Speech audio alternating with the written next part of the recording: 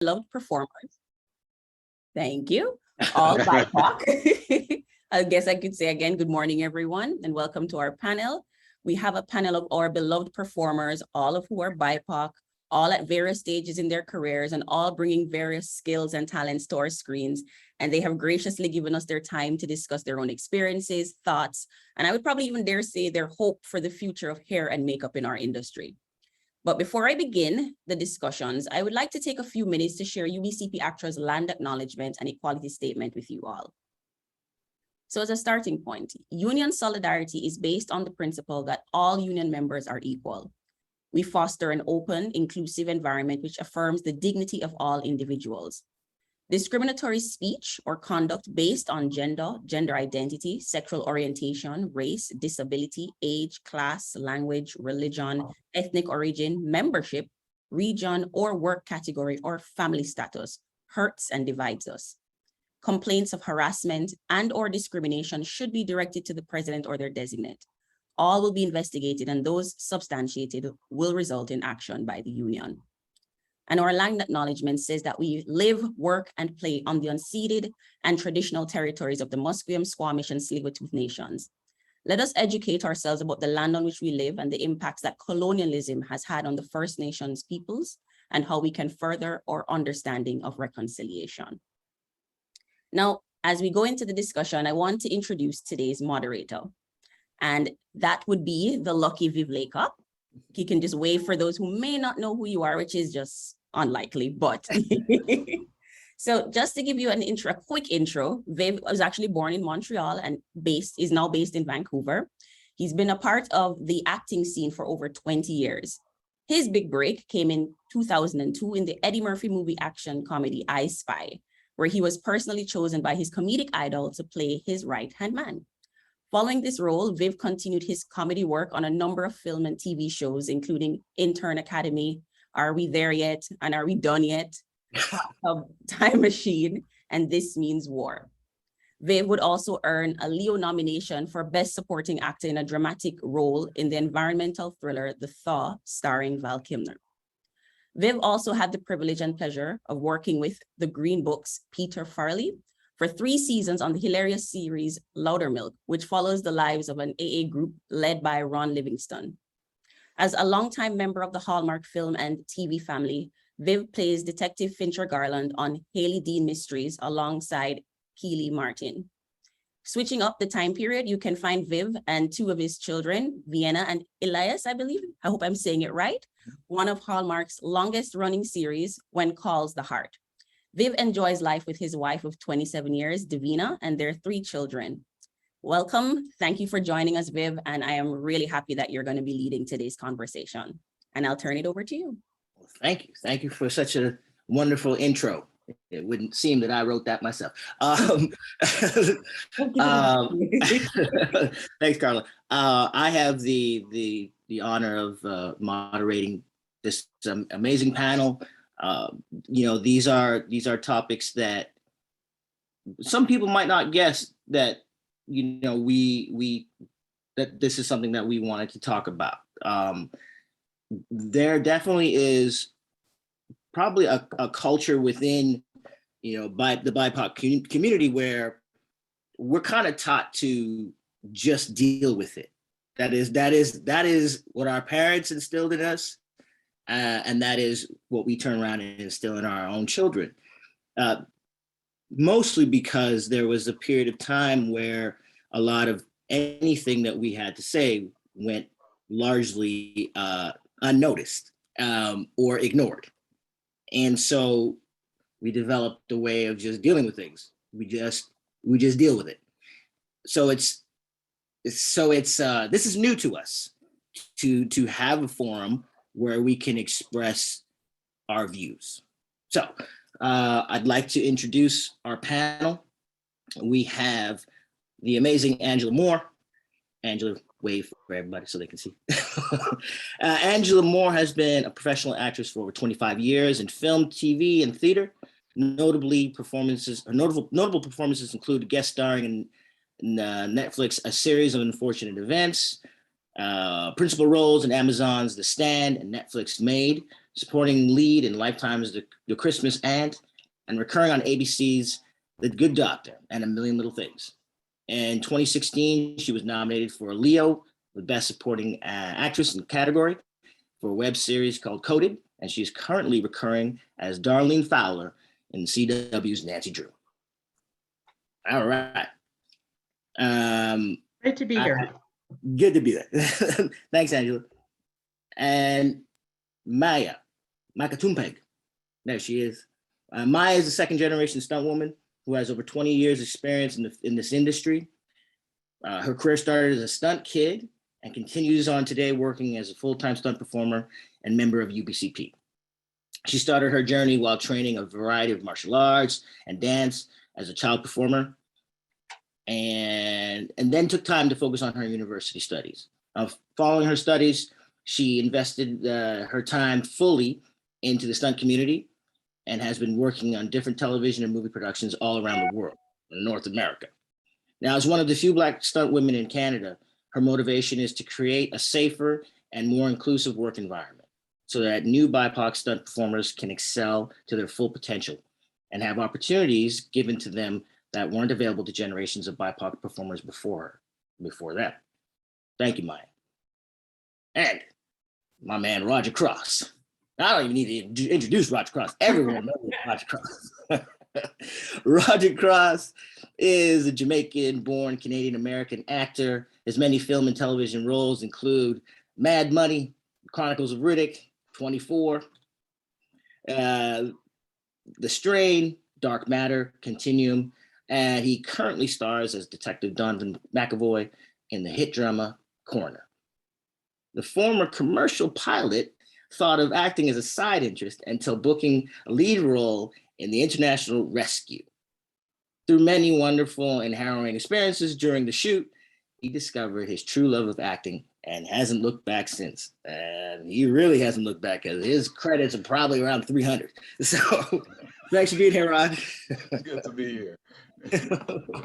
So I want to get into this discussion, and I'm going to kick this off with Raj.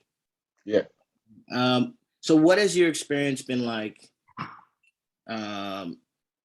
dealing with hair and makeup? Maybe you can contrast, how it was when you got into the industry. And, we're talking what, late 80s, early 90s. Yeah, right? early 90s. Yeah, he's very nice. Right. He's dated me there, but hey. And contrasted to your experiences now. I'll let you have the floor.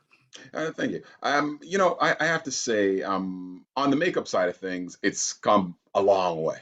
I mean, back in the day, anytime you walked through a trailer, it was kind of like, "Oh, you're great. You don't need anything. We'll just put a little powder on you." And I'm like, "Okay, perfect. I'll get out of there and I'm good." And but I think some of that was also based on, like, just lack of experience for a lot of the people, and also not wanting to take a chance out there. But whereas nowadays, most makeup artists, I mean, good makeup artist is a good makeup artist, and they know color, and color is color, and so they're good at blending the tones and things like that. So I found that that has come a long way. The makeup department, for the most part, nowadays I don't have many issues with. But of course, we've had this since instances where they've put the light powder on your face, and you're looking gray, Yep. and so you kind of go, "Okay, you're not," and then you go to your trailer and just wipe it off. Right? Yeah. Because you know what it's going to look like when you get out there. But thankfully that hasn't. On the hair side of things, I think that's where we really haven't we haven't advanced far enough, right? Because it's one thing to say, as we know, to find a good barber is tough, period. So, to find a one on film is even tougher, especially since majority of the hair people are Caucasian and they have very little experience with ethnic hair. So even someone with coarse hair, not even like, bad as ours, they might have some issues dealing with it. And so I found that when you get there, especially there when they go, "Okay, you're good," I'm like, "Yeah, I'm good." and then they'll come in, they'll go like this, and they'll touch a little something there. And you know, if I walk into, I always do a little thing when I walk in on the first day of most shoots. I go there kind of done, not quite, my hair's not quite right, and I'm not lined up, anything else like that. And I walk into the hair trailer and, you know, sit in their chair and see what they do. And if they go, oh, we need to line you up a little bit or something like that, I'm like, oh, okay, we can deal a little bit. If they go, oh, you're perfect, or they don't know what they're doing, I'll go, okay, thank you.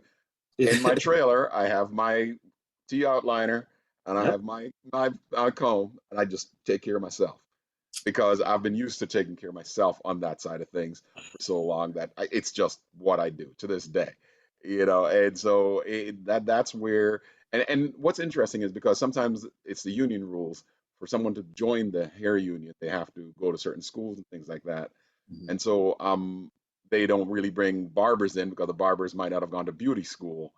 And so those are some of the places where things might need to change because, like, you know, even on Coroner, thankfully, they bring a barber in once a week that, you know, takes care of my hair and, you know, sets me up, which is great. And I know other productions, they'll do that. Not a lot. Some of them, you know, will say, they don't want to pay the money. But if our hair looks like, you know, caca, I'll say, then, you know, it's going to affect how we come across on screen and how we feel about ourselves and how we feel doing our job. So that's my 2 cents on it. Nice. That is, it's an interesting thing. Did you have to ask for the barber to be brought in, or they took care of that? Yeah, well, you know, I made sure that with we had a new hair person that came in year 2, and I straight up, I don't have to mess around anymore. I straight up said to her, "Do you have any experience working with black hair?" And she's like, "Well, no." And I go, "Okay, so we're gonna have to bring someone in to make sure it's taken care of properly." And she goes, "Yeah, no problem." Because she goes, "I don't know what I'm doing. I'll watch him and I'll try and learn, but you know, we'll bring someone in." And so that's what we were able to work out. Right. And so, you know, for a young performer coming in, they're probably not going to have that clout, and they're not going to have that ability to ask for that. And so, unless that hair person, is, you know, are they're, let's just say, you know, not their ego doesn't get in the way, and they say, no, we'll bring someone in because I don't know what I'm doing, which is hard for a lot of people in this business to say, because when a producer is interviewing them and they go, oh yes, I can do everything. They want to get that job. Exactly. I mean, actors can be accused of doing the same thing. And can you ride a horse? Yeah, I grew up with horses. Oh yeah, exactly. So right. you know, I mean, I get it. We get it. We understand it. But you're talking about something where, you know, you're gonna have to show it. There's a point where you're gonna actually have to do it.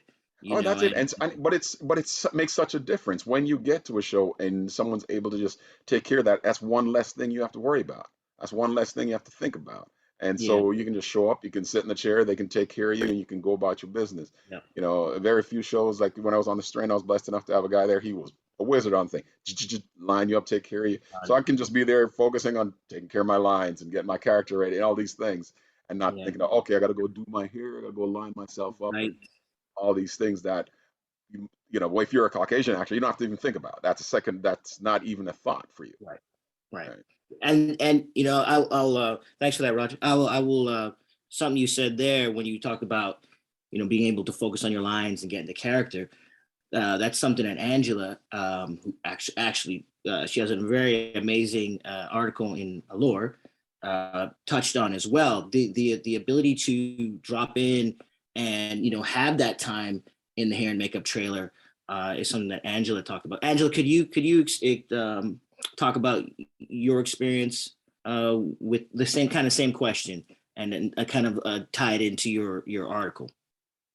Well, for a female as a Black actor in this industry, there's been a rather slow evolution in the care and the makeup and hair for Black actors. It's been fairly slow. It's just picked up in the last few years. And as Roger was saying that, you know, when I first started, I would always bring my own makeup with me because it was never, you know, they didn't have sufficient makeup, or they didn't have any makeup, or they didn't have the right shades, the right tones. There didn't seem to be an understanding of, you know, just a wider range would be necessary in order for them to, you know, to help me. And then lately, it's been a lot better. I'm getting phone calls or emails in regards to, what products do you like to use? Yeah, even for hair, right? I get a lot of emails about, what product would you like to use in your hair? So there's much more, great deal of openness about it. But I'd have to say for Black women, it's been really impactful and a really damaging way not to have the same care in their hair and makeup. Mhm. It's been really, really problematic. And as you said at the beginning, Viv, we've always just had to deal with it.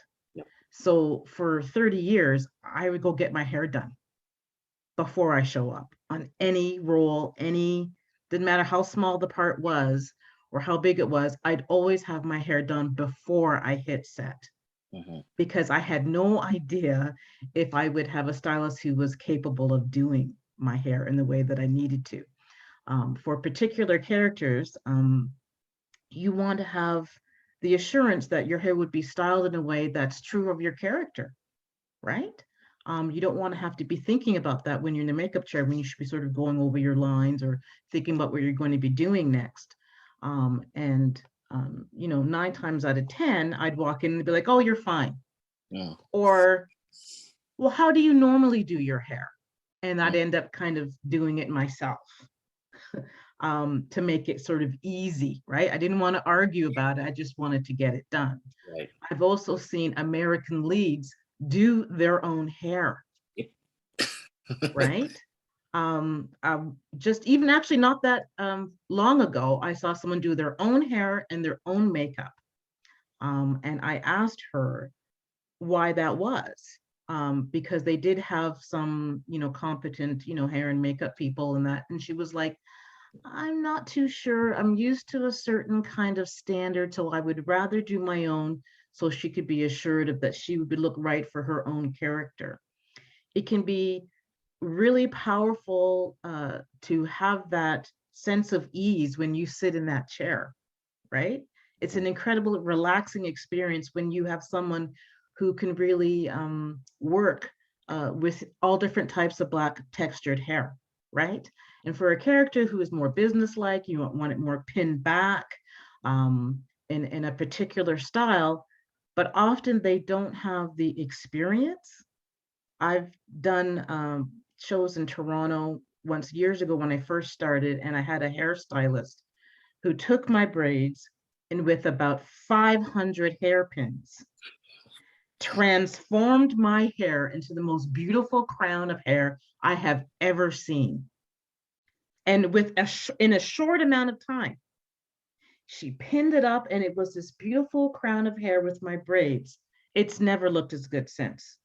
She did this like this. Mhm. She sculpted it. Mhm.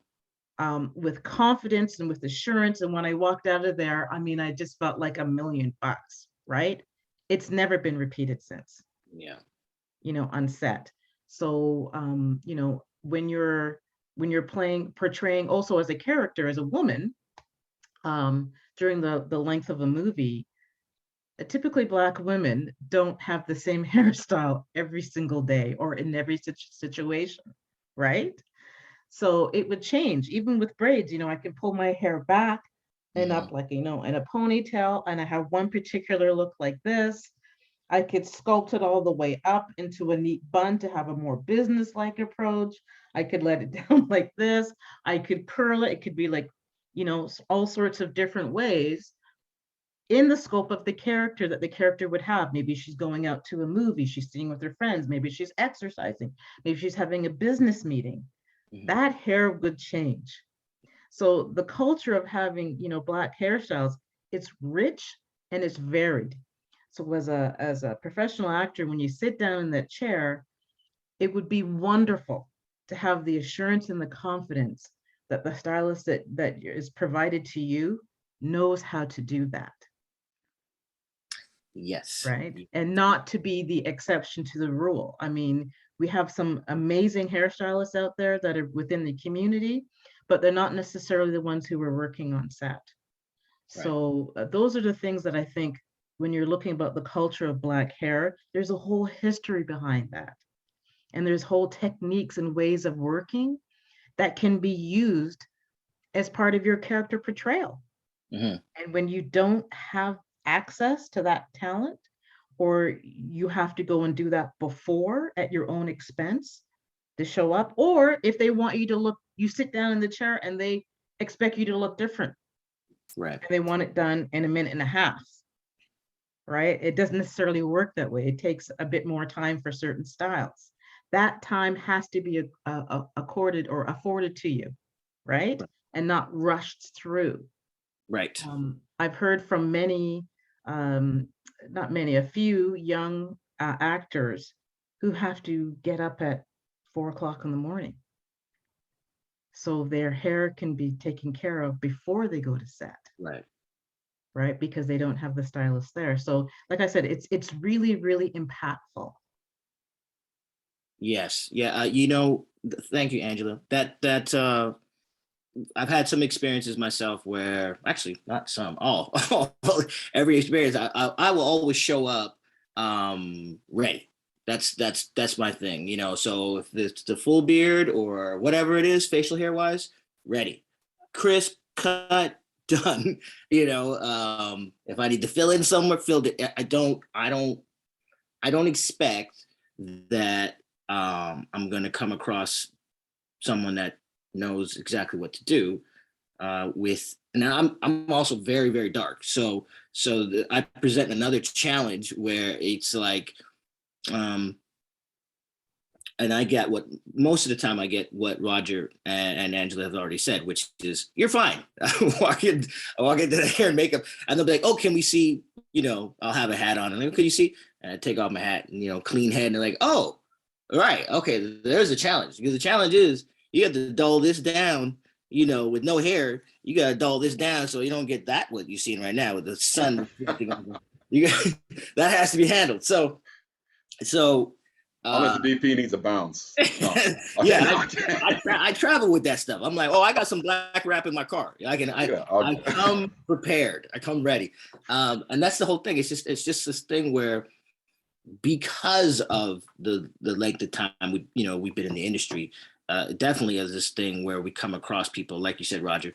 I've walked into hair and makeup. Now you see how dark I am, and somebody has put white baby powder on me.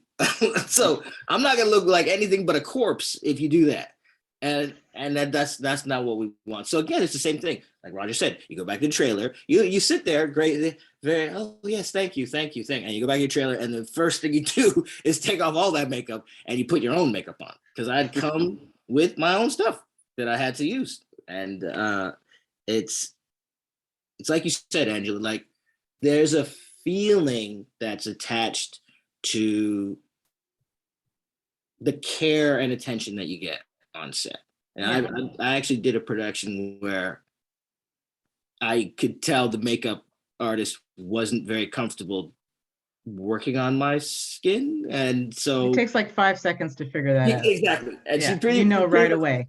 She pretty much ignored me the whole time. Like she would literally be beside me applying makeup to another performer who, you know, didn't have my same skin tone. And then she would be like, and then just move on. And so for me, it turned into a thing where I was like, do you not like me? That's what it turned into. It wasn't even about, you know, makeup. It was just like, what's happening? And it was her confidence level working on me. And she didn't want to say it. So she just largely ignored me, to the point where I had to say something. And again, it's this thing that's kind of like, I don't know, maybe it's ingrained in BIPOC performers or BIPOC people. I don't know, I'm not sure, but it's this thing where I was like, well, I don't want to embarrass her. That's what it turned into. I didn't want to embarrass her, and so I let it go, until it was to a point where it was just glaring. It was just, she'd come in and literally work on everybody, and they'd say touches. Nope, she wouldn't even come near me, and then walk away. So I had to say something, and yeah, it didn't matter because I had done my own stuff anyway. But the point of it was, she just would rather ignore me than to just. Yeah, but I mean, even if you've done it at the beginning, you know, when you've done a few scenes, or if you sweat a little bit, or if you wipe something down, they need to come in to make sure that in between takes they can touch it up. This is why they call for touches, get Exactly. it back to where it was in the beginning. And so you Exactly. need that. I mean, even if I'm like, as you said, we show up ready, Yeah. but in between, it's kind of like they better have the right powder, the right thing to at least do it, or you can wipe down my sweat, whatever you need to do to get me back to where I Or, need to be, or mat this down a or little mat bit. that down. Yeah, Yeah, you know, like you need it. You something. need it. Yeah. Right. And Yeah. so that's where that comes in, Yeah. where I don't want to have to be in the middle of saying, okay, we got to go back into another take. Have to go, oh, wait a sec, let me do this quickly. Exactly. Let me do Before I do my own yeah. finals before I go Yeah. back into my scene. Yeah. But And it's, this is the state of where we're at though, right now, after having, being into the industry for 30 plus years, right? We are faced with this inequity in the hair and makeup department where the performers who are coming in to do a job in a character portrayal are left feeling that we have to take care of certain hair and makeup people who are not equipped to do, our hair and our particular, or deal with our particular skin tones in a way that, should make us feel confident and good. That is literally their job. yeah. Yeah. And we are the ones that have been silenced for decades because we are just taking care of ourselves, making do, not making fuss. And those days are over. Yes. Yes. Maya. Those days are over. Thank you, Angela. Yes, Maya, as the youngest person on the panel, what and you're a stunt performer. What has your experience been like dealing with hair and makeup? It has been a battle. And when I say that from a really interesting perspective, because I always think of the things and the stories that my mom had to experience in her generation. And then I compare them to the issues that I'm dealing with as a young Black stunt woman in this industry. And they're very similar. Unfortunately, I'm dealing with the same conversations, the same issues. But the difference is, like you said, Viv, like we have a platform to be able to speak about these things. We have people who are starting to be more open to listening. So the field is changing. Mm-hmm. But our number one issue, especially with stunts, with hair and makeup, is more specifically with makeup, with lightening and darkening. Yep. And we've touched on it before, especially with the wide variety of skin tones for Black performers. Our ancestry explains that. We'll have everything from the most ambiguous mixed race person to, the darkest of the darkest, Black blue skin tone within our race. And that's beautiful and that's amazing and that's celebrated in a sense until it gets to the makeup department that isn't educated in terms of dealing with color. Right. So for stunt doubles and stunt women who have to double the actors, we're put in a position that when we sit in a chair, sometimes we have to deal, more so than not, we have to deal with makeup artists rolling their eyes at us being either too Black or not Black enough. Wow. And that's a dialogue that needs to be addressed and needs to be called out because it creates an unsafe environment for a lot of performers. And by the time we get there, we're already hired and we're hired for a reason. Right. In our stunt doubling guidelines, in our department in general, we're very niche for a reason because our responsibility is for safety and function, number one. When we're there, we may not always match the actor in likeness in the best ways, skin tone wise, but we're the ones that are able to pull off the job. We're the ones that are able to, do a 90 beat fight. We're the ones that are able to fly and do a ratchet of 60 feet. We're the ones that are going to be able to go through fire and make sure that everybody gets home safely. And so when a stunt coordinator brings a stunt double as a match to the hair and makeup department, I think that needs to hold more weight. Because there are so few of me in terms of dark-skinned Black women, stunt women in this industry. I can name a handful, probably less than 5 in Canada that are at my level and able to do the job safely. So that puts stunt coordinators in a certain predicament. So when they give you somebody who is at least of the same race, in a field where we're trying to make it more equitable, trying to bring more, BIPOC performers into stunts, but it's still lacking and it's going to take time. hair and makeup needs to take that seriously and find a way to mix color and lighten and darken in a way that is respectable and not embarrassing. For stunt doubles, I don't want to feel embarrassed because I'm doubling a woman who is 2 shades lighter than me, but they just don't know how to mix color, add some dimension, and call it a day. And it is a matter of education and training, because I've dealt with amazing makeup artists in this industry that know how to take me from my skin tone in the summertime to the lightest, mixed race person I've ever met. And they're able to do it in a way that gives the actor a great double and doesn't look like a spectacle on camera.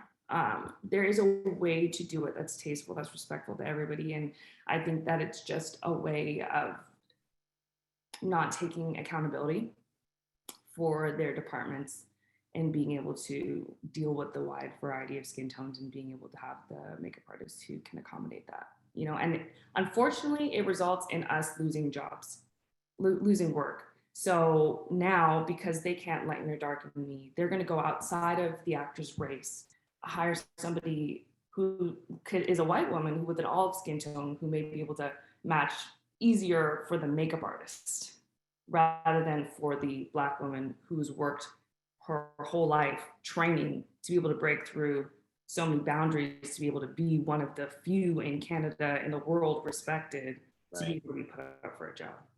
Right. Yeah.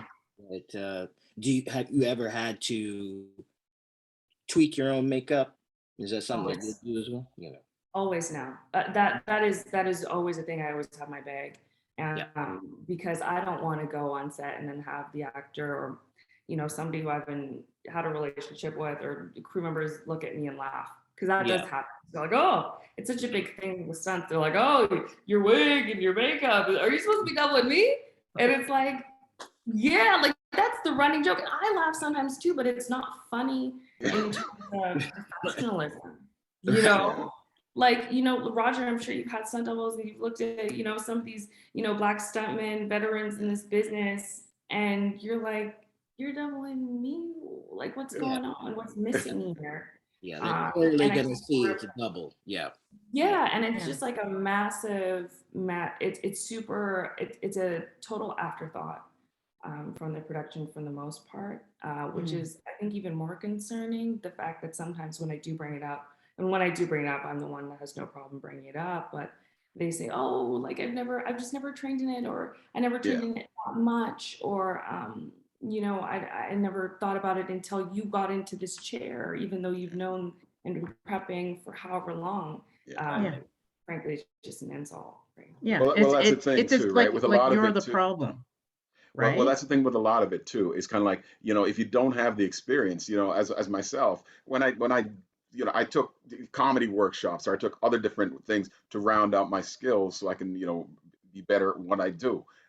Just like stunt performance, if you're not good at certain things, you guys go out and you train, and you go, you have different workshops that people go to. Any job you're in, you can go to get work, do workshops. And if you're a businessman, if you're in bank financing, you go learn more about, T-bills, and you learn this, blah, blah, blah. So you take workshops so you get better at what you do. So that's the same accountability that these makeup and hair people, they need to do these things. They need to go take some of these courses. Like we used to have it at my mom's salon, where a few of them would come in and they would go through the thing where they work with black hair and they'd work on black makeup. And it's kind of like, okay, so like if you don't have the experience, you can go do it. I know some lady who said that, oh, I went and sat in some barbershops on the weekend and told them I do the free haircuts if you just let me do some things on some people's hair, and they would let them. And so there's ways for people to get better at what they do. And if and that's the thing, you have to be able to say to yourself, humble yourself almost, and say, I don't know, and go get that experience. Exactly. Can I offer another solution just to the hair and makeup community, is to hire the people that have been able to do our hair for 30 plus years. Yeah. But then that gets into a union thing sometimes, right? Like you're not in the union, and so they need to give them a shot. Yeah, like, and that's it. They need to get because a lot of it is a very systemic thing where head of departments would rather have the people that they're used to on their team and not hold them accountable to Yep. really getting the years of experience that are needed, like the real training, sorry, that's needed. Yeah. Instead, they'd rather fill that position with somebody who isn't as trained in BIPOC hair or makeup or Yeah. what have you, and just deal with it as it comes, rather than leaving this as an opportunity. Like, hey, we have 3 BIPOC lead cast members for this show. Now it's time to put somebody in the team. Yeah, give them that knows. put them in the union and have Yeah. that representation in you. Most That's an definitely. And like, excellent as you know, point. with your stunt team too, as well, these stunt coordinators, they have their guys, they have their girls that they work with. And with that, you need to expand that. You need to, even if you don't like them, you need to, I'm gonna be hiring black actors. I need some doubles that can double these guys. Go get Yes. some of these guys and say, hey, listen, if you train, I can hire you and give you jobs. Yes. There's a lot of people looking for jobs out of school and different places that'll jump at it. Yep. So Well, Yeah. that's how things, they become systemic, Maya, as you were talking, right? Because if there weren't a lot of people of color getting roles or major roles in things, then they would see no need to service people of color, period. And then now when we have more opportunity to become, in series or in leads or whatever, then you also have to bring up the rest of the crafts as well, right? And if you have systemically kept certain schools out of a Red Seal certification, or have not fostered and have relationships with people in BIPOC communities, then they wouldn't necessarily even know that there's an opportunity for them to have a career yeah, in hair and makeup, in these crafts, right? Because there's no set path for them. No one's developed them. No one said, okay, you actually can. yeah, Maybe you have to go to this school, or maybe you have to do this, or what have exactly. you. The actual schools themselves that are accredited to be allowed to give graduates into the union don't necessarily spend much time on Black hair and makeup. No, They might only have one module on Black hair care, right? So you have a lot of really gifted and talented hairdressers who have not gone through the same schools, and therefore would not have an opportunity and a pathway into a union. And that's how things become systemic.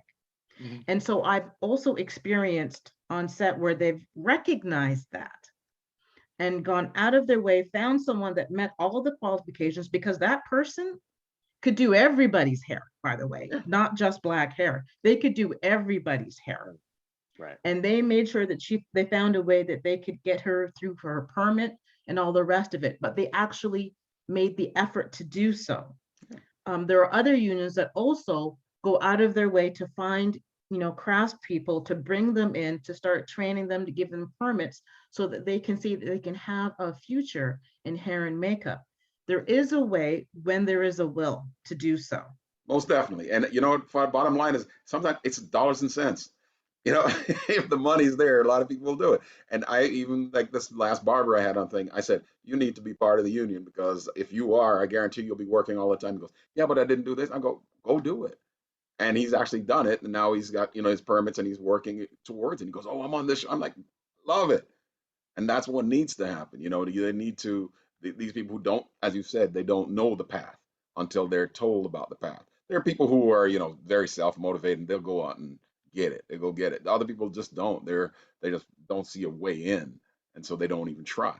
And Right. if we go out and say to them, encourage them, saying, listen, if you go for it, and don't come in and just say, I'm just doing just black hair, just white, black skin or whatever. You're going to learn everything.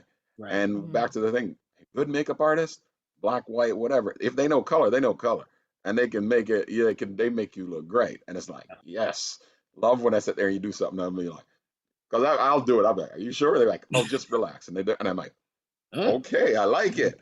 I love being surprised like that. Yes. I've That's had, a I've had, beautiful I've thing. had, And it's I've sad. had I a should be makeup surprised, artist, but I've had a makeup artist tell me, and she wasn't BIPOC, she was Caucasian, and she said, you have a lot of red in your skin. Yeah. So, and I was like, oh, it's something that I see and I know, but I was like, oh, you can see that? Okay. And I was really surprised. And she had a whole list. For a time, she made a bunch of notes this product, this color, this code, this, Yeah. and I took it everywhere I went. And I was like, get this. There This you is- go. This is, if you don't know, here you go. Now you know. Now you know. Get this and we'll be good. And it saved, but I was already in the business for like 15, 16 years before I came across this person. And yeah, but and it's like there have been times again I came across a hair and makeup team and both were Black, and I was like, wow, this is new. I literally have seen it once, and again, it was, oh, you need this product, you need this. Like everybody knew what was going on, and again, I just got them to write down the information so I could take it to the next production. Be like, do this, and we'll be all right. But yeah, it's that thing where we have to be a part of the solution as well, and definitely us staying silent does not help. It doesn't help anybody, and we're certainly not here to bash hair and makeup department. It's not the thing. We know that they are committed to doing the best work that they can, but it's like you said, Roger, look, if you don't know, go get some more training. Yeah. If you don't know, there's no shame in that. You just don't know. There's no shame in it. It's like I would wager that there's a big contrast in maybe the hair and makeup department in a place like BC versus Toronto. You typically, if you're walking around Toronto, are going to see people of color a lot more than you're going to see in Vancouver. That's one of the first questions that I had when we moved here. I was like, where are the Black people? That was like the first question I had. You don't really ask that question in Toronto as much. There's way more of a community. So it feels like, and I know, Roger, you have an experience with working both, Toronto, Vancouver. Yeah. Have you found that there is a difference in like the skill set or levels of education on both coasts? Is there that's what's funny about it, because I've run into bad and good in both places. So it gets back to be the thing about someone who knows what they're doing. They know what they're doing. Right. Whether they're Black or white, or whether they're on the East Coast or West Coast. Now, as you said, they're more likely, if they've been back East, they've had experience Right. with that. So generally, you'll find that they're more prepared to deal with dark skin.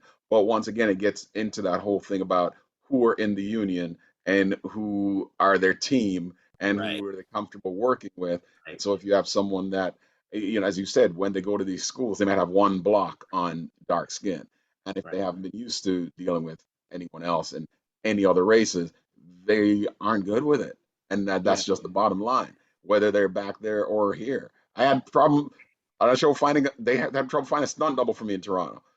And I'm like, we're in Toronto. There should be a lot of people who could, know me. But he goes, yeah, but they're not qualified for this. And I go, well, maybe you should add some cats to your team that are good. It's the same thing. Yeah. And so I found that it's quality's quality wherever it is.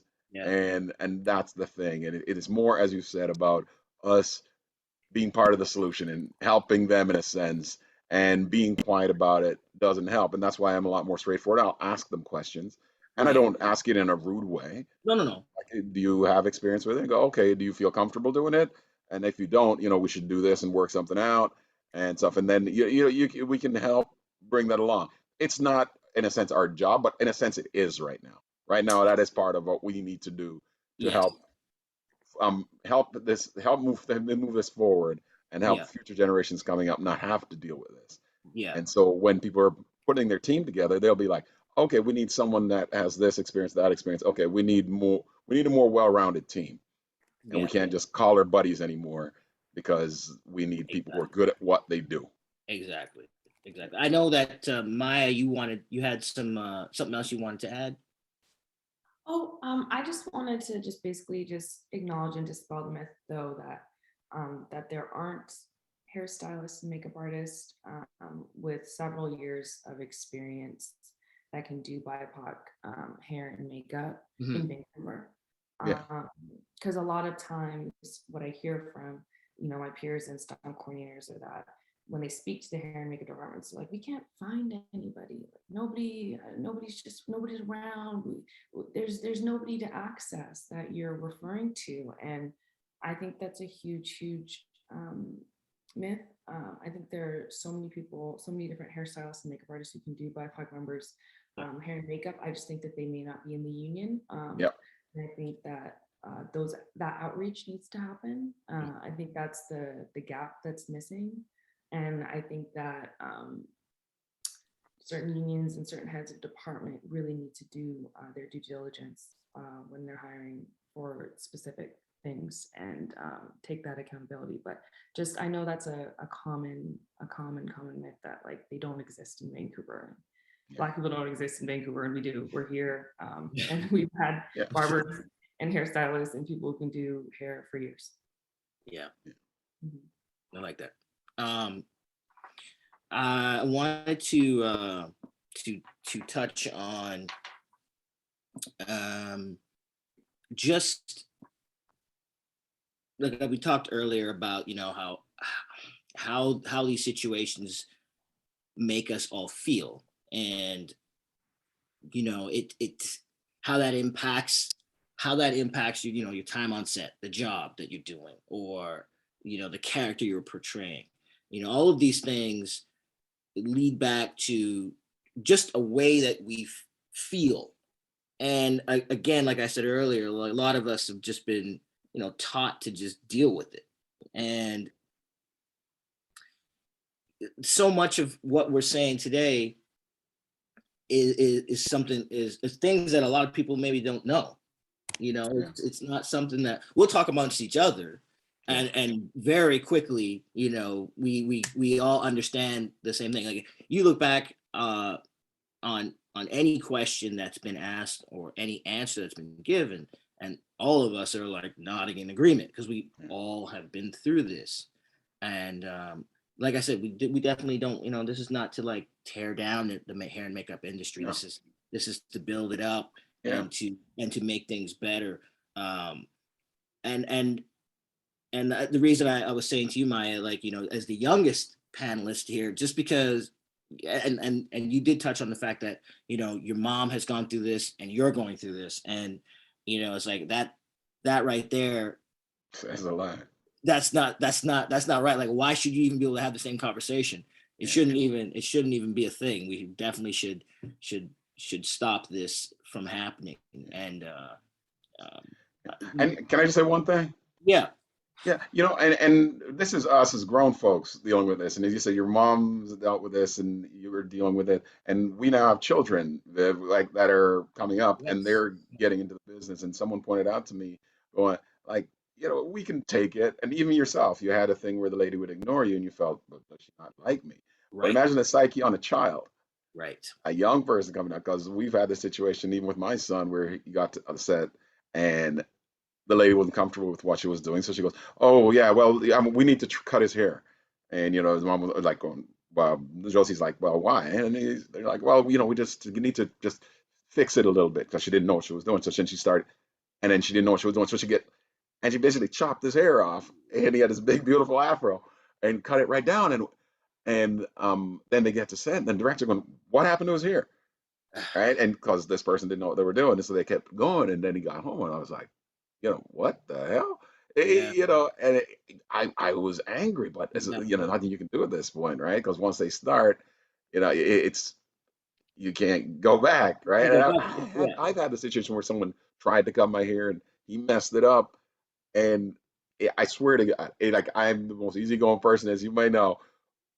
It was so bad that I was gonna leave set and go see somebody to go get it and go back. And I'm like, you know, don't be that guy. I said, okay, let's just do this, get it to a workable spot. And then I walked out. I remember walking into the salon. My brother looked at me going, what happened to your head? Yep, fix it, brother. Yeah. Yeah. And so the psyche of the children that they have to do with it and be ignored and things like that, that they're also like, is something wrong with me when everyone else is getting their touches and they're just kind of sitting there. Yeah. You know, and so it's something that we do need to take care of and fix so it doesn't trickle down to the next generation. Exactly. And that they have to deal with the same kind of nonsense. And the thing that you knew is you knew the thing that added to the anger with everything happened with your son is you knew if you were there with him, that wouldn't happen. You know. There's no way that would have happened. They would have said, we're gonna, and you would have been like, no, you're not. And it would have been the end of it. But like there's not everybody is in your position, in my position, in Angela's position to have the clout, to have the experience. In Maya's position where she's, everyone outspoken and say it, yeah. Right. To recognize what she's able to do, what she brings, what we bring, and we can say, listen, no, that's not happening. But it takes some time for that to happen. Because I can tell you many times I was overridden by hair and makeup. I auditioned with facial hair and they would say, no, you have to shave. Like, no, I don't, because nobody said that, or nobody told us anything like that. This is how I auditioned. This is how I got the part. I don't have to. And early on, I would just go, okay. And they would do, and like you said, the director would be like, well, where's your goatee? Where's your beard? This is how we, and I'm like, well, hair and makeup said that I couldn't have it. And he's like, oh, the director would be like, oh, I didn't relay that. So there was a lot of that. There was this thing where if you walked in with a certain level of kind of, a certain resume beside you, you could be overridden. And it doesn't happen anymore. You walk onto a set and you can be like, nope, that's not happening. But you have to get to that point. I guess that's the thing. And so this panel is very, very important. I know that Karla wants to ask some questions. Karla, you know what? You go ahead and you go ahead because. So we have a question from Stream, who's listening, and it falls right into the part of the conversation where we're at right now. And so the question is, do you have any advice when it comes to minors and how their parents can advocate for them when it comes to hair and makeup from even as early as maybe the contract stage? Well, if you can, you put it in your contract, that if you're not capable of, seriously, if you're not able to do their hair or their makeup, hire someone on a weekly basis that'll come in and do it for them. That way it gives them the permission, because the union can get in things where you can't bring an outsider in unless it's in a contract where people can bring their personals or bring whatever. But it takes time to get there. And if you're doing a small bit on a show, it's not going to happen. So you need to try and help as much as you can, but also honestly, go there prepared that they're not going to know what they're doing. Sadly, that's the place we're at right now. Go prepared like they don't know what they're doing. Get your kid ready before you get there, and then have them do some touches. And if they say, oh, no, we should do this, and you see they know what they're doing, say hallelujah and be happy, right? But sad truth is right now, go there prepared. Yeah. Can I also speak to this? I was a stunt kid, and my parents had to come with me to set, and my mom would walk in the hair and makeup trailer with me and make sure that there was no mess, as she would say. Just to protect any sort of dialogue that would be, confusing to me or offensive to me at a young age that some people may have just sat around the trailer or what have you. My mom was always there to kind of, she didn't just say, oh, go through the motions, sweetie, good luck with everything. Like, she was very, not too hands-on, but especially when it came to hair and makeup, she came in the trailer and she made sure that there was a certain level of respect given to her child as a young Black child, which is very specific when you're going through certain things and having to put on makeup for the first time and people are talking about color. And so I think that, as a parent, I think it's great to be able to be there, literally beside them. And it helps that she knew what she was talking about. Because she's been there. Yeah. And she did. And a lot of parents don't. So, to know to speak to the artist and say, hey, this is my kid, and get some level of connection with them, because then I find that they care more and they put more thought into it. Than it just. Yeah, no, it's important. I mean, my two kids play my kids on a TV show, and so we're all going into hair and makeup at the same time, and again, I'm there so they're comfortable asking questions and they're comfortable, like, we come in, we go in early and they make sure that everything, they got the right products. And like, when you get to a certain point, then yes, you can have that dialogue where they're bringing in a barber for you. They're doing these things. But like Roger said, you do one day on something, that's not what's happening. Nobody's bringing in a barber to work on your hair for one day. And so, like we say, we just come prepared, which is, I think any performer and every performer, if you actually, look back on just the theater from the debate, from the genesis of this, theater performers generally know that they're going to take care of their own things. Yeah. You know what I mean? That's just how you roll in. You walk in, Yeah. you know that you're going to have to take care of yourself. That's through black, white, whatever theater. It They're all doesn't doing matter. their own. They're on their Yeah. They all know what they're You're doing because they doing got your own thing, right? Like that's what a lot of, so we get a lot of performers that come from the theater and they definitely walk in with that attitude. Black, white, whatever. Everybody walks in going, I'm just going to take care of myself. I'm not going to be a burden. I'm going to help production by moving things along, and I'm going to be ready to go. And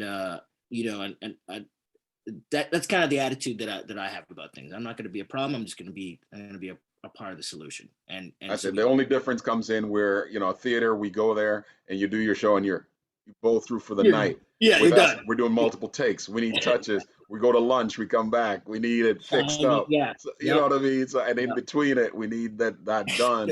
So it's not, so it's not as easy. And so it's basically like Maya was saying, be there for your child. And make sure that if you see them looking uncomfortable, say, hey, what's wrong? How can we help? And help them say, oh, let's just do this then. I go, oh, you don't need that. Let me wipe that off. Exactly. Or just go and talk to them. Go, listen, this is what's happening. I'm not trying to make anyone feel uncomfortable. Just, this is it. And the good ones especially, or even the ones that aren't that good, but they were willing to learn, will say, oh, I'm so sorry. And they'll do their best. And then maybe they'll go out and improve and get better that they've had this experience where they weren't good enough. That's what we hope. That's what we hope. Yeah. That's what this is all about. This Yes. is to, raise that awareness. Yeah. So the other questions coming in, this one is from Xenia Miorin. I believe, I hope I'm not getting that name wrong. Xenia said they met with Viv and Roger on Bowen Island last year. So it's possible that you guys connected at some point. So what the question is, how do you think we can create change aside from helpful forums? Create training and awareness for those in film, or request an experienced team in the actor profile? I don't know if you have any thoughts on that. Like we were saying, we need to get people involved, and like we know people in the community that maybe are good at makeup and good at hearing. Just say, listen, you need to join the union. You need to become a part of this, and then make yourself available for that. And you got to be, and I straight up, as I said, people who I've told to do that, I straight up tell them, listen, it's going to be some long hours. It's going to be sometimes miserable situations, but you get paid well. And if you're good at what you're doing, there's the rewards far outweigh the sacrifices. And it's all about getting people more aware and more involved, because at the end of the day, people want their jobs, and the people in the union, they don't want more union members. So if you don't want more union members coming in and people coming and taking your jobs, as you call it, you need to get better at what you do.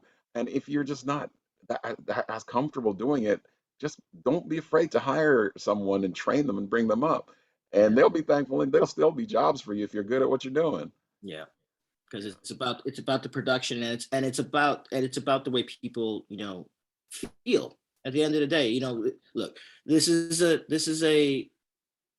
it's almost an industry where at the end of the day, there's only a few people that get recognized. Let's be honest. Unless you get to an awards type of situation, people aren't coming into the makeup trailer and giving people pats on the back, every day. They're not doing that. It's always about the performers, and it's about the director, or it's about the stunt performers. That's really who people focus on. But really, it's like, if it's like Roger was saying earlier, look, if we have to go out, and if I have to go out and take a class on fencing or gun handling or anything to increase my ability to to come on, be on set and look credible, then everybody involved with that person or those people, performers, need to do the same thing. If you're not comfortable working on black skin or working on black hair, get somebody who is, or go and learn until you are comfortable. Like that's just Get a mannequin. Get Work on it. do something. Angela has a comment. Yeah, there's also a bigger picture here that we need. We're not only just talking about black hair care. There are people who are of mixed heritage who have the same issues as well, who often, come to set with their hair done in a particular way. I've heard complaints from Asian performers in particular about how their makeup is done. I've heard issues with Indigenous performers, how their hair is treated, how their makeup is done. This is a wide issue. ACTRA National has filed a grievance in Ontario with the CMPA in order to address the inequities in hair and makeup. It is not just incumbent upon the performers to do something, but everyone in this industry to do something. The producers are the ones who start these productions. We have to bring it to their attention that it is in their best interest to have the best and most competent people working and heading up those departments. Those departments directly impact performers, and they directly impact stunt performers. Stunt performers have lost jobs. They have lost their livelihoods because they can't get equitable hair and makeup. This is a really serious issue. Young people, minors, as we mentioned, have seriously been traumatized and have really negative experience on set because of the way that they've been made to feel as if they are a problem. The microaggressions that performers have had to endure is something that maybe as an older performer, we've learned to acclimatize, but that doesn't make it right? And it's the younger people who are still going through these things and having to deal with these things and trying to make themselves small in order to not to be the problem. But they are not the issue. The issue is quite large. And that's why ACTRA National has taken it to those producers to say, pay attention to what's going on in your departments. There are pathways that you can create. There are mentorship programs. There are ways that you can improve those departments in order to help everybody. Because if we have a stylist on a set that was working on a white star's hair, and they couldn't do it, they wouldn't be working anymore, period. Right? Very true. That's all that's all they're said to, that's all to be said about that. They just wouldn't have work anymore. They would be gone the next day if that was the case. Well, they'd hear about it. And so this is part of it, making sure that they hear about it and talking to these producers and saying, yeah, you do need to hold these departments accountable. And the department heads going, yeah, I need to have a more well-rounded team. And yes, you know what? I need to personally get better. And that's the key to all of this. And this is what, thankfully, we have forums like this to discuss it. So, the person who's going to set for the first time tomorrow that was saying there, and thank you for this. Now she's going to go there prepared with her makeup, and this parent who's going to take their child there, they'll know what to look for and know what to say. Right. And so, like anything, education is the key.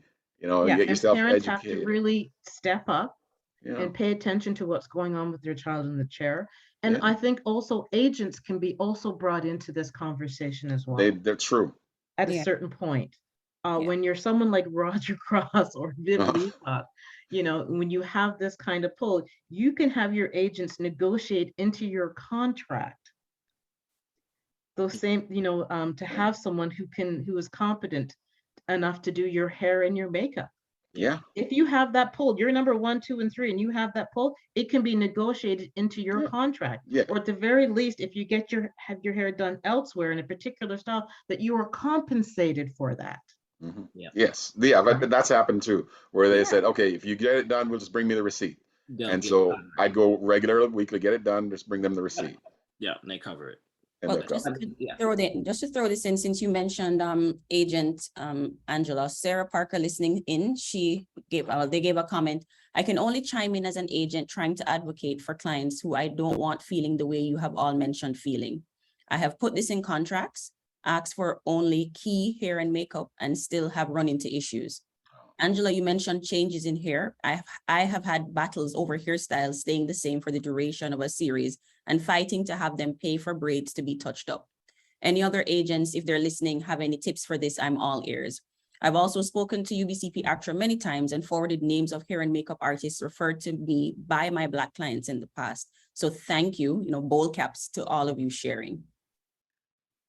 Well, thanks for listening. And thanks for trying. And that's the thing. But you say, once again, it gets to that interview where you get these producers are interviewing these hair and makeup people, and they're like, oh, of course, I have years of experience doing it and that sort of thing. But and some people, they have had these years of experience, but it's like a lot of things, not because you've been doing it for a long time, it means you're good at it. You're good. Exactly. You know what I mean? So it takes the true experience of going with someone and saying, okay, and then I've done it where I've said, no, you shouldn't do that. You should do this, or you do that, or you should do this. It would help. And they're like, oh my God, you're right. And I'd be like, well, yeah, I've dealt with the skin for a while. So it can be like that. But you have to get to the point where you're comfortable speaking to them and having a dialogue, and they have to be receptive to it. And this business is full of people who never want to take blame. Because if you notice anything on set, whether it could be with lighting or anything, if something goes wrong, everyone's kind of going, exactly. Yeah. Oh, what? That wasn't me. That wasn't me. No one wants to be, they're afraid of losing their job. So no one wants to say anything or look bad in any way. But I'm thinking, man, you're never too old to learn. And you don't look bad when you're like just doing your best and trying and improving your skills and getting better. I think it's a good look. And I also think that departments need to work together more and be more collaborative. I think hair and makeup needs to be more open to collaborating, and I want my community, the stunt community, to be more open to collaborating with them. But at the same point, I think that there need to be boundaries, and there needs to be respect. There needs to be respect for departments, and there needs to be acknowledgement and education on what certain departments do and why they do them.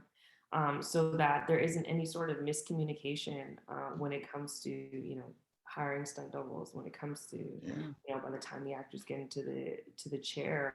I just think that we need to have more of these conversations with more representation. With me being on set, people are educated every day, but I also think that we need to have way more ears to hear when stunt coordinators have gone through the due diligence to find the right doubles and say, hey, this is as best as we have within this race. If you tell them that you would rather paint somebody down than hire somebody within the same race because of skin tones, because of anything, I mean, I think we just need to take accountability, department wide. Yeah, definitely. And that's the thing. From every show you go to, there's shows that it's whole harmonious and they all work together and you love being there. And then there's the other show where every department's tearing each other down and people are bickering and people trying to peacock and look good. And so you'll find that. And I guess you find that in every job. There's always those jobs that are great with good people in it, and then the ones that just aren't.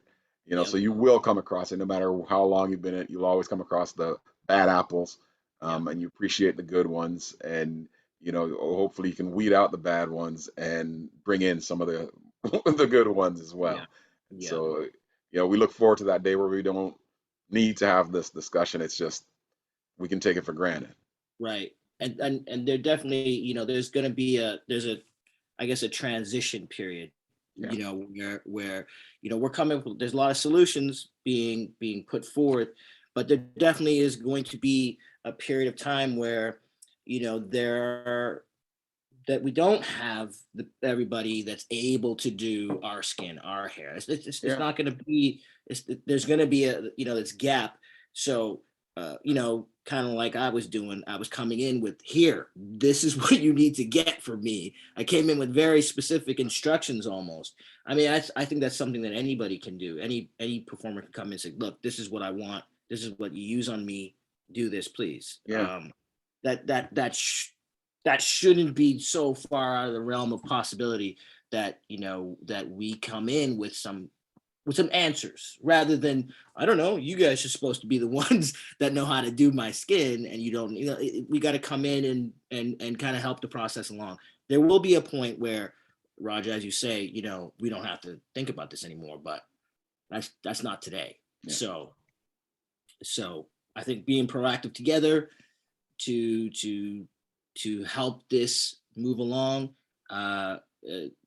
until such time where, again, like we said, we don't have to think about this anymore. Yeah. But we're not there yet. Not there yet. Not there yet. Karla, any more? Yeah, we do have a few more. So Krista listening in says, sounds like it's a combo of having a supportive producer, one that makes everyone feel cared for, and better training for hair and makeup artists. Would you say that's true? Also, how can the unions, in your opinion, collaborate to bring in more experienced artists that are non-union? Yes, she's correct. It is about having that supportive producer who will say, I need this and I want to be there. Because, with these producers, they don't want their artists coming in and not being comfortable and not being ready to do their job. Because at the end of the day, even if they don't care about you personally, they care about the product they're putting on screen. And if that product doesn't look right or isn't performing right, it doesn't do anyone any service. And so with the unions, they have to go to these unions and say, okay, so you don't have skilled barbers for this thing. Do we need to create a part of the union that allows barbers to be in, and they only come in and they just cut hairs if they want to, because some of these barbers might not go to beauty school, so they don't have the cosmetology degree. Right. But then they run into say that they need a certain experience because they want to make sure it's safe when they come in and do people's hair. But I'm like, they've been doing barbershops. Yeah, they've been doing they've been cutting hairs for a long time. Yeah. But you want someone who's good at everything. So you do need to reach out to the community, maybe go to some of these places and say, do you have people who are interested in being a part of this? And if we know people who we've worked with, as I said, I've told several people, go join the union, go do this. And if you got to put in the work, you got to be willing to maybe take a course at this beauty school, and get that, you put in your time and then get a job because it's there for you. And then encourage producers to hire these people once they're in place. That's a good solution right there. Like, we can be proactive in going out to the community and the people, because we all, we know where to go get our stuff done. So bring those folks, into the industry, because the thing about it too is, look, to a large degree, you go back far enough, and I mean, Roger, you certainly know this. I mean, how many other Black performers were around you on set when you first started doing this? You know what I mean? Yeah. If you were there, how many other people of color were there? Probably not a lot. Maybe it was just you. It was me. Exactly. And so is a producer going to bring in somebody for one person? They're not the numbers didn't reflect the necessity. They didn't see the need. So until you're at one of the top, until one of the leads, and then they're like, okay, yes, we'll take care of you. But before that, you're still coming up, and you still need people there. And we've been in situations where early in the career where there were a bunch of brothers on set. We were all doing this basketball movie and things like that. Yes. So they would have to bring in someone to do everyone's hair, and they'd have them on rotation where they do a couple people each day.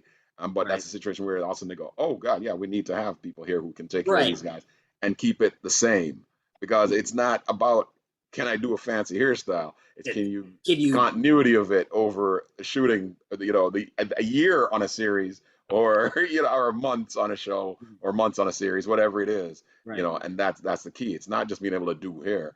It's keeping it consistent week to week to week. Oh yes, over time, and that's the whole thing. It's like when you don't have the numbers. Like I there's not a lot of productions that I've been a part of in BC where it's been like an all Black cast. That's a very rare situation. Yeah. But in those instances, yes, of course, they brought in the people that were necessary to make it happen. Because now you got producers thinking about it. Now they literally right, like you said, because the whole thing about it, if you see your whole cast is Black, well, you're gonna have to do something to make this happen. Because at the same time too, if everybody on the production is Black, everybody's saying, I need this barber. Everybody's saying the same thing, and everybody is raising the same point. But again, when you're the only person there, sometimes a lot of people don't feel like they can actually say anything. So yeah, as we are seeing now, especially, Raj, you and I are seeing our kids are in it. And our kids are in it way before we were ever in it. Yep. And our kids are in it at a time where a lot of conversations have opened up and a lot of panels have opened up, a lot of discussions have happened. It's going to be different for them to a large degree. It's going to be different. The awareness is going to be there, but the numbers are there. There's more kids coming in than there ever existed, before. There are more kids of color coming in now than ever before. And so most definitely. So, the hope is that with these discussions, that with this awareness, with the times changing and just the look of the general public changing, that people will do what's necessary. That is the hope. Karla, you wanted to post something? Well, yeah, I have a growing list. The more we're talking, Yeah. the comments Please. and questions are coming in. So I'll just mention a few because I don't think we'll be able to cover everything.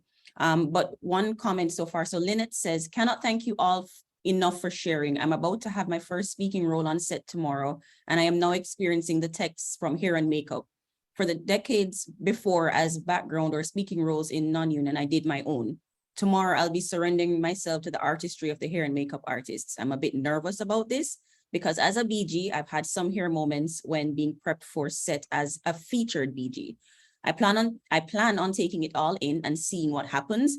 I'll bring my own products just in case. So this is so helpful and timely for Lynette. So thank you guys for sharing that. And then Lynette also said, in terms of her hair, part of this stress is within the public sphere as well. I can't find foundation that matches my skin color, and I'm very cautious about going to a hairdresser who says they know how to work with curls. I think I have 4C curls, so if there aren't hair artists who can work with these curls in the public, how do we get them on set so that they can? So that's one question. I don't know if anybody wants to take that one on. I can kind of sort of answer that question. UBCP ACTRA, like I'm the chair of the BIPOC committee, right? So our committee has had conversations with IATSE people before, prior to our negotiations in April 2021. So we've had discussions about equity in hair and makeup, okay? And we've, given them some of these suggestions. ACTRA National has also filed a grievance with the CMPA, I said, in Ontario.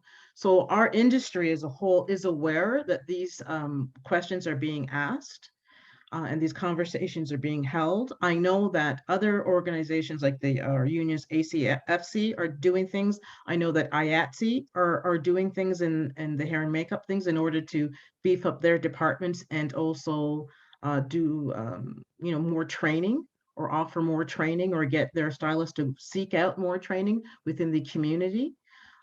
So it's just a question of, I think, of sharing that information. And I look forward to having conversations with hair and makeup professionals in the future, in our future panels.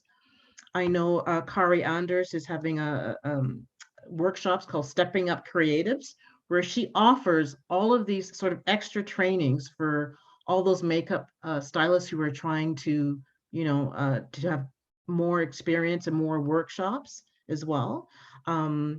And so I think we should just have conversations with the unions themselves, right? So they can tell us what they are actively doing in order to change and address it, as opposed to, just sort of guessing, right? What they're doing. Let them come and have these same conversations with us, and maybe they can ask us questions. Yes. If they don't know the answer to them, and we can work collaboratively together to benefit all of our people of color, not just Black. It's Indigenous and Asian people are having the same issues. People who are multi-ethnic, biracial are having the same issues in their hair and their makeup. Our stunt performers are having the same issues in trying to maintain their work and their careers with the same issues that we are all dealing with. And I think we all want the same thing, right? We want that equity in hair and makeup. for all of our performers. We want to take care of one another. We want to stop, because there has actually been physical damage as well, right? And also a lot of trauma has gone on. So we all want to improve that situation, and they're actively doing things right now. So I'd love to hear from the other unions. Yeah, that's a great idea because as you were saying, as you're saying that, Karla, that there will be other panels, and that's the room for that. Invite these people, and it's part of the they'll be as educated as they'll get the education they need in some cases to say, oh my God, because if they don't know, they don't know. Exactly. And they've gone on for a long time thinking this is just how it is, and that's just people aren't available to fill these roles, or the department heads, they know what's best. Yeah, Right. department heads, a lot of people, we have their favorites, and they'll bring their same people back over and over. You'll see the same people working together for decades. And that's a beautiful thing. You want that. You want Yes. a cohesive team. Yes. But part of that too is, even if you need to add people to that team, even if you don't like them, you need to have people that can help do the job, because at the end of the day, that's the bottom line. You got to get the job done. We have to come prepared to do our job as actors. They have to become prepared to do their job as hair and makeup artists, and not be afraid to bring in people if they can't do the job. Yeah, and I want to hear from them. I want to be Yes. able to give our perspectives, different perspectives from different departments, and for us to learn and collaborate with each other. I think that's going to be the most effective way moving forward. And just a final point before we end on my end that I wanted to share just with the community, whoever's listening, please, as a Black woman, please, as artists, do not tell me because you're darkening me that you are painting me. It's offensive. Even as I've other stunt women, men who are lighter than me, mixed race, biracial people, and they're being told that they're being painted. They're not being painted. They're being darkened. They're being lightened within their race, and they're proud of it, and they identify as that. And it's really demoralizing and demeaning when we are looked at as if we were getting painted. So please change the verbiage. And that's all. Thank you. Yeah, that's a And that's the huge thing, issue people are that you told- just brought up, Maya. And I wish we had time to discuss more about that whole sort of painting down issue that's been going on in the stunt industry for years. Hopefully we can get to it another point. But that point you were saying about about being told that you're being painted down, if a white performer can have like freckles and a tan added, and that be okay, right? For the double, or the hair color changed, or lenses put in their eyes, or something like that, then a simple lightening or darkening of a Black person's skin is not being painted down, right? Using that verbiage is quite hurtful and offensive. So thank you for bringing that up. Yeah. So just more comments. Well, I don't think we can take that many questions. So I'll just share the comments that were coming in, because some of them are really touching the points that you guys raised. So Broadus Mattison said, my view is that it's a matter of professional responsibility for hair and makeup departments to be able to provide service for the world. It's not about being nice or kind. It's important to learn your trade. Yeah. Karen De Silva says, I wanted to thank my friends on the panel for the discussion. I just wanted to share my 25 plus years of experience as an actor and being a person of mixed ethnicity. I don't fall into one category. I feel we often slip through the cracks. I just show up to set with my hair completely done. Sometimes it doesn't even cross people's mind that I would be impacted, so it can often be minimized. Having said that, things are improving slowly. Sheila Marie France says it's more a comment than a question, but as someone who joined the industry in late 2017 and mostly do background work now on a full-time basis, I've experienced all kinds of situations in regards to hair and makeup, the good, the bad, and the ugly. As pointed out by some panelists, unfortunately, the educational institutions don't focus too much on textured hair or darker skin tones, and this isn't just in Vancouver. Sheila also said, my son who's passing is about to start barbering school in 6 weeks, and he's done background work and had issues on set due to his hair. He had locks at the time.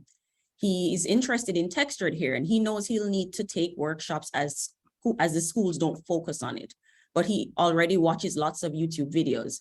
I'm actually learning a lot on YouTube because I grew up in a Caucasian community. So the information is out there for those who want to learn. Lots of BGs actually wear wigs to avoid issues on set. Cami G says, thank you. I am new to the industry and I'm trying to learn everything. I am Caucasian. I have a best friend in Ontario of 40 years and she is biracial and her Caucasian mom could not do her hair and it negatively impacted her self-esteem in elementary school and I can empathize. I also had a Jamaican friend decades ago who went to beauty school in Toronto and practiced a facial on me and I looked like a zebra after she used wrong products. Grateful she made mistakes on me. Keep educating. Yes. Dream says, I love Viv's idea of having a stat sheet.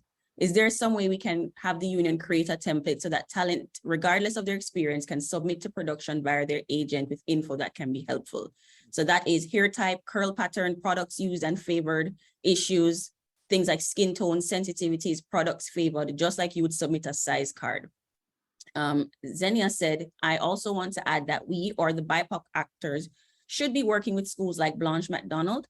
They've been awarding scholarships to Black Canadians for the last 2 years, and I was a recipient of said scholarship and it changed my life. Great. Yeah. Kudos. You know, and to touch that thing about the sheet, the toughest thing about that is we all have such different skin tones. It's very difficult for that. And frankly, I don't know the verbiage for a lot of it. So until, as Viv said, when you work with someone and they can write it down for you, it's not something really that they can really have. But once you get someone that can do it for you and write the things down for you, you can have yes. Yes. That's what you should do through your agent. Can we submit this to the makeup artist so that they know this? And it kind of all nowadays, it kind of like kind of goes with our package. Yes. This is what's needed. But until you get to a point where that you're there, that doesn't happen. So when you are lucky enough to find someone that they know what they're doing, say, oh, I need this done, I need that done. Have them write it down, and then you have that piece of paper that you can always carry with you. And it's gonna change because you're gonna get a tan. If you have a son, it's gonna change. So you know, it's a really difficult thing. It's not gonna stay consistent. But a good makeup artist, they know color, and you don't have to explain that to them. And that's the thing. Whether they're black, white, whatever. If they're good, they're good. If they're not, they're gonna make you look like a zebra. But they're training and they're getting better, and it's better to screw up on your friends than on set. We used to sign into auditions, and I remember there was like a section that had like you'd fill in your sizes, and then it'd be, I remember there was a section that was like like skin tone and dark or whatever, like they used to kind of a little bit. You know what I mean? Like if you go way back, I remember that they're kind of like, okay, like what's your deal kind of thing before you even get here. But yeah, you know what? Then that can help if something like what we're just talking about now, where along with your photos and videos or whatever is like, look, this is what I need. Then everybody's got all the information that's necessary beforehand. Yeah, that could be something that helps. And if it's that not would be exactly after this, you're if engaged. you have something that's compatible, that would be after you're engaged, not before. Yeah, exactly. Because that's the thing. That's where they get in trouble because they can't ask for these things, and then, oh my gosh, then they're afraid of offending someone, right? It's like it's a catch-22 in that sense, right? Yeah, definitely. But once you got the job, then you can say, do it. Yeah. Let's have that conversation. And then the final point before we close is actually coming from our Director of Contracts, Leslie Brady. She, says thanks to all of you for being here today and for sharing your experiences. But she wanted to remind people that are listening in that about the hair and makeup bulletin that was issued in December from UBCP ACTRA. The bulletin states that productions should have crew members that are experienced in meeting the needs of BIPOC performers, that they have the appropriate products as well. And if they don't have the appropriate people or productions, that they work with the heads of department, the performer, and the union guilds to access those people, appropriately skilled people. It also speaks to having open and constructive dialogue to ensure BIPOC performers' needs are being met. And what we will be doing is once we, the recording for today's discussion, we will be attaching this bulletin to it as a resource so that you can see a little bit more about what she's talking about. So. Okay. Very nice. Beautiful. Thank you. Yes. Excellent. Thank you guys all for being here. And thank you, Karla, for for taking care of all the questions that were popping up. No problem. I was like, oh no. Yeah, this was a very, very important discussion. It's kind of interesting when you've been dealing with just a way that you've had to deal with things for a long, long time. You just, you know what I mean? Like I was saying earlier, you just kind of like, I just deal with it. I just deal with it. It's that thing where this is how something goes unsaid or unspoken for so long, is because people they just pivot and go, Yeah. okay, fine. If you're going to do that, I'm going to do this and I'm just going to get on with my life kind of thing. But this is very, very important, because we can't have Maya's mom talking to her about issues and Maya's talking about the same issues. Same issues. That's not right. Yeah. That's not, that's not right. No, gotta make this, some this progress. whole We gotta make systemic some- discrimination that's been going on within our industry has been going on for decades. The conversation has now turned. Yes. And just like you said, Viv, you know, Deb did a stunt for me. She stunt doubled for me. Yeah. And I looked at Maya, and I knew in Maya when she was really young. So it breaks my heart. That she's having. It really does, that she still has to deal with the same things. Yeah. So for as long as there's breath in my body, I'm going to do everything that I can to make the way for people like Maya and for those who come after her. Yeah. So thank you, Maya, for everything that you do. And thank your mom for being there. Well, every day. Thank you, Angela, so much. Thank you, guys, all of you. Thank you. Thanks, guys. Bye. Take care, guys. Thanks, Karla. No worries. Thanks, guys, for tuning Thank in. you. Thank you Thank you, all folks. for supporting our discussion today.